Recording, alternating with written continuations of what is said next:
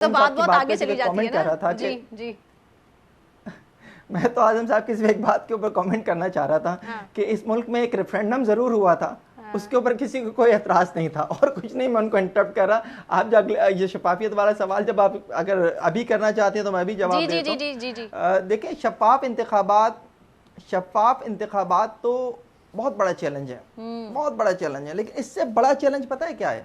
وہ یہ ہے کہ آپ کیا عوام کو ان انتخابات کے لیے نکال پائیں گے؟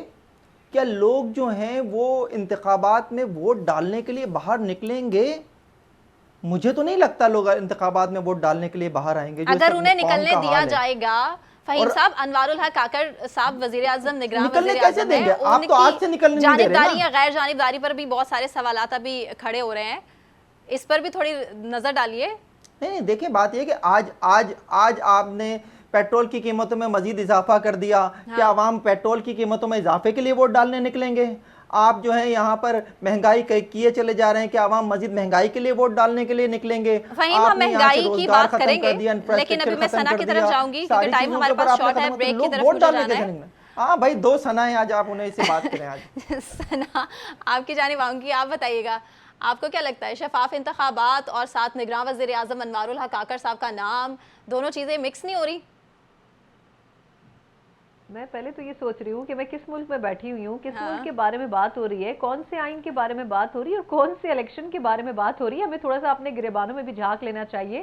70 میں ایک انتخابات 70 کی دہائی میں ہوئے تھے, اس کے بارے میں لوگ بات کرتے ہیں کہ شاید وہ کسی حد تک بہتر تھے. اس کے علاوہ نہ تو پاکستان میں مارشل لاؤں کا دور کبھی ختم ہوا, کبھی خاموش مارشل لا, کبھی آفیشل مارشل لا, اور پھر اس کے بعد انتخابات بھی جو ہوتے رہے, پہلے سے پتا ہوتا تھا کہ اسمبلیوں میں منتخب کس نے ہونا ہے, پہلے سے پتا ہوتا تھا کہ یہ گورنمنٹ جو آنی ہے یہ ہنگ پارلیمنٹ ہوگی یا یہ 2/3 اکثریت کے ساتھ ہوگی.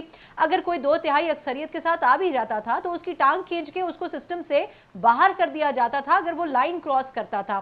تو میرا خیال یہ ہے کہ ہمارے سیاستدان بھی, ہمارے صحافیوں, سب کو سمجھنا چاہیے کہ ملک کا جو سسٹم چل رہا ہے وہ کیسے چل رہا ہے اور اس کو چلانے کے لیے کیا باؤنڈریز موجود ہیں. جہاں تک یہ ڈیبیٹ ہو رہی ہے منصفانہ ہونے کی, تو میرا خیال ہے 2018 کا الیکشن زیادہ پرانی بات نہیں ہے. سب کو یاد ہے کہ کس طریقے سے آر ٹی ایس سسٹم کو ہوا بنا کر پیش کیا گیا, پھر اس کو اٹھایا گیا, پھر اس کو بٹھایا گیا. تو میرا خیال ہے کہ پریکٹیکل گراؤنڈ کے اوپر بھی ہمیں تھوڑی بات کر لینی چاہیے. پی ٹی آئی کو کس طریقے سے اکوموڈیٹ کیا گیا, ماضی میں مسلم لیگ نون کو کس طرح اکوموڈیٹ کیا گیا, پیپلز پارٹی کو کب سسٹم سے نکالا گیا اور کب سسٹم میں لایا گیا, تو ان تمام چیزوں کو ملحوظ خاطر برائے مہربانی رکھنا چاہیے. دوسری بات یہ ہے کہ الیکشن ہونا نہ ہونا ایک بات کی بات ہے. چیلنجز کی آپ بات کر رہی تھی اور آپ کے باقی پینلسٹ بھی کر رہے تھے, تو چیلنجز کا اور اداروں کا چیلنج سب سے بڑا انتخابات نہیں ہوں گے. ان کا سب سے بڑا چیلنج یہ ہوگا کہ ہم نے معیشت جو اس وقت بالکل زمین پر لیٹ چکی ہے, ایک آئی ایم ایف کا جو اگریمنٹ یہ گورنمنٹ کر گئی ہے مسلم لیگ نون کی, یہ صرف ایک انجیکشن ہے جو کہ لگا کے گئی ہے. لیکن آپ اس سے اگر یہ سمجھے کہ آپ کا مرا ہوا جسم دوڑنے لگے گا تو یہ بالکل پاسبل نہیں ہو سکے گا.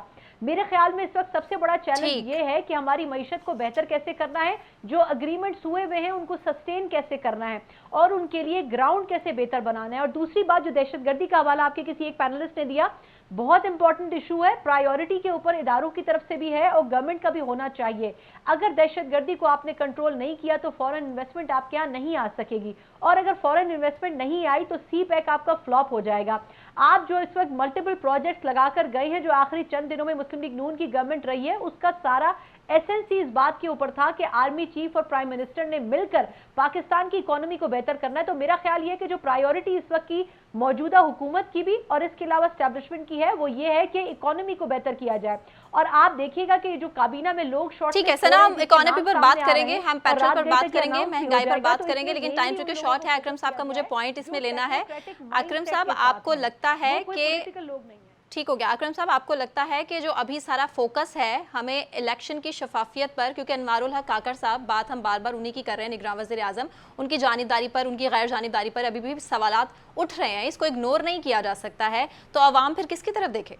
دیکھیے ثنا, اس میں بڑی بنیادی بات ہے, انتخابات ہوتے ہوئے نظر نہیں آ رہے تو شفاف انتخابات تو بڑی دور کی بات ہے, نمبر 1. دوسرا دیکھیے کہ انوار الحق کاکڑ صاحب کی جو نامزدگی ہے یا ان کو جو چنا گیا ہے اس کے اندر کوئی بہانے بازی بھی نہیں کی گئی.